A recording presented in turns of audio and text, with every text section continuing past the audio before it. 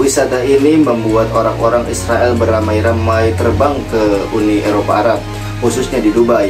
Bahkan pernah terjadi 40 orang wanita yang merupakan model tanpa menggunakan busana sedikit pun berada di apartemen mewah Dubai dan diabadikan di dalam sebuah foto yang menyebabkan mereka harus ditangkap oleh pihak kepolisian di Dubai.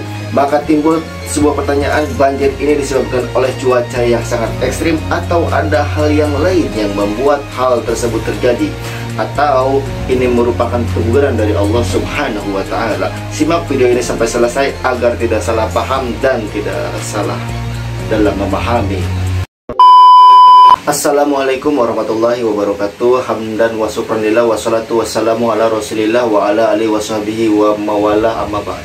Teman-teman yang dimuliakan Allah Subhanahu wa Ta'ala, saya inginkan kalian melihat detik-detik bagaimana kota Dubai tiba-tiba berubah menjadi gelap dalam waktu yang begitu singkat. Lalu kemudian terjadi hujan yang tidak berhenti selama 12 jam yang menyebabkan banjir bandang. Dan kalian bisa melihat bagaimana mengerikannya, tiba-tiba awan hitam itu berkumpul, lalu curah hujan yang begitu besar turun di atas Uni Arab, khususnya di kota Dubai.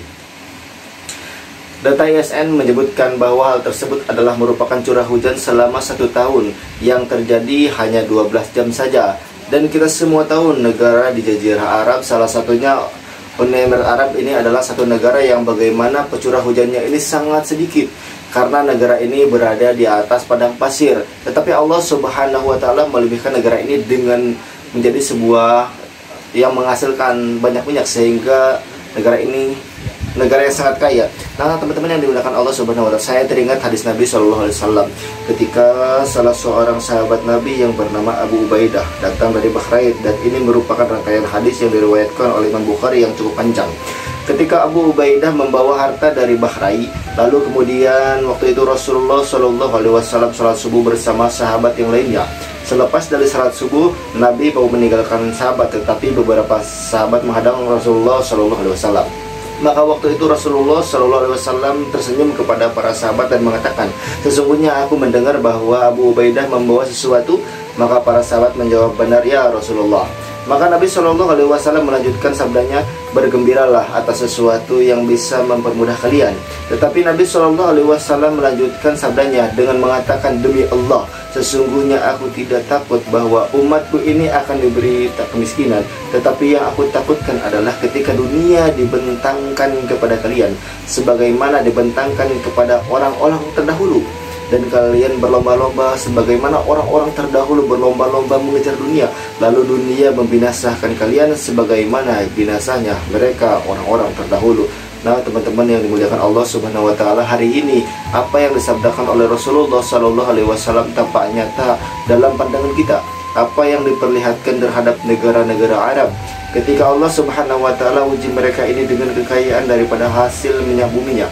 Maka dengan kekayaan, dengan dunia yang didatangkan kepada negara-negara tersebut, maka lubang-lubang kemaksiatan akan semakin besar dan akan terjadi.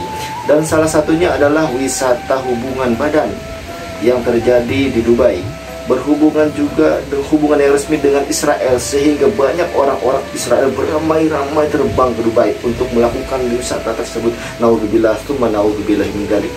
Dan kegiatan-kegiatan konstitusi yang aneh yang terjadi di Dubai disebabkan oleh banyaknya uang mereka, sehingga mereka mampu mendatangkan wanita dari seluruh penjuru dunia untuk menjadi penghibur mereka di sana dengan petis-petis kebiasaan-kebiasaan hubungan seksual yang aneh. Naudzubillah tsumma naudzubillah min dzalik. Dilansir dari salah satu media online CNBC Indonesia pada tahun 2021, normalisasi hubungan diplomatik antara Israel dan Uni Emirat Arab telah menimbulkan situasi yang baru. Akhir-akhir ini di Dubai, kota terbesar di negara itu, mendapatkan limpahan turis asal Israel yang berlibur di kota itu. Namun terdapat cerita yang berbeda yang didapatkan dari kunjungan itu, yaitu wisata seks yang menjadi incaran turis Israel di sekitar Dubai. Dilansir dari Middle East Monitor, banyak turis Israel menggambarkan Dubai sebagai Las Vegas di Timur Tengah, khususnya dalam hal penyebaran konstitusi dan perdagangan seks, bertolak belakang dengan citra negara-negara Muslim Arab. seorang jurnalis Israel bertemu dengan pria muda yang berangkat ke Dubai mengungkapkan bahwa percakapannya termasuk pernyataan seksual yang memalukan, sulit diterima. Tetapi ini mencerminkan apa yang terjadi di Uni Emirat Arab saat ini. Bisa duduk dan makan di samping kolam renang sambil menonton adegan hiruk pikuk aktivitas seksual. Ini kegiatan seksual yang melibatkan campuran alkohol, gadis-gadis dan pesta seks, dan mereka memilih apapun yang mereka suka di iPad atau ponsel. Jelas seorang warga Israel. Semuanya terbuka, seperti menu topping pizza. Ada juga kartu yang menawarkan layanan konstitusi mobil di Dubai, terutama dengan gadis-gadis keturunan Eropa Timur yang menjadi pekerja seks di Dubai. Layanan semacam itu harganya 1.000 dirham, atau jika dirupiahkan senilai dengan 5,2 juta rupiah. Pada hari tertentu saya membawa perempuan ke penthouse di hotel, jelas tulis itu. Tulisan Israel telah mengungkapkan bahwa Hotel Dubai mampu menampung pelacur dari seluruh dunia, termasuk Brazil, Rusia, Peru, dan Bolivia.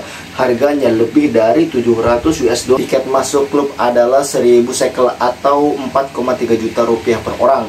Lalu Anda membeli botolnya, lalu Anda makan, lalu Anda seorang gadis datang ke sana. Di malam itu saja paling tidak Anda akan menghabiskan biaya 5.000 US dollar atau senilai dengan 70 juta rupiah. Nah, teman-teman yang dimuliakan Allah Subhanahu wa Ta'ala, maka adalah hal yang sangat wajar ketika adanya netizen mengatakan ini adalah sebuah teguran dari Allah Subhanahu wa Ta'ala untuk Dubai. Ketika kami berbicara tentang hal ini, maka kita tidak bisa menyandingkan dengan negara-negara yang tidak bermayoritas memeluk agama Islam. Barulah beberapa negara di Eropa ataupun di Amerika Latin yang mereka memang dominan memilih agama selain Islam. Sehingga aturan-aturan yang dibuat oleh beberapa agama tidak sebagaimana tempatnya syariat di dalam agama Islam.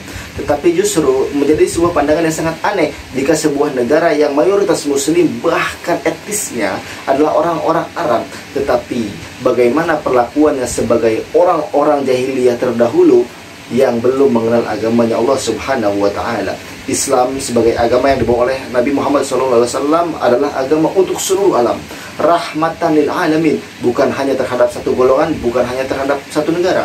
Dan ketika Rasulullah SAW yang menjadi kekasih Allah dan menjadi Rasulnya Allah, Allah takdirkan dari orang Arab, maka ini akan menjadi sebuah pandangan yang global bagi orang-orang yang bukan Arab melihat Islam standarisasinya adalah haram. Lalu bagaimana kiranya jika yang diperlihatkan oleh orang-orang Arab, orang-orang yang dianggap memegang kuat syariat agama Islam, terutama negara-negara Arab, melakukan hal-hal yang justru bertentangan dengan syariat-syariat Islam? Maka sekali lagi kami ingatkan bahwa agama tidak melarang kita untuk mencari dunia, tetapi agama bagaimana meluruskan setiap diri kita untuk menjadikan dunia sebagai jembatan menuju akhiratnya Allah Subhanahu wa Ta'ala. Semoga video ini bermanfaat. Assalamualaikum warahmatullahi wabarakatuh.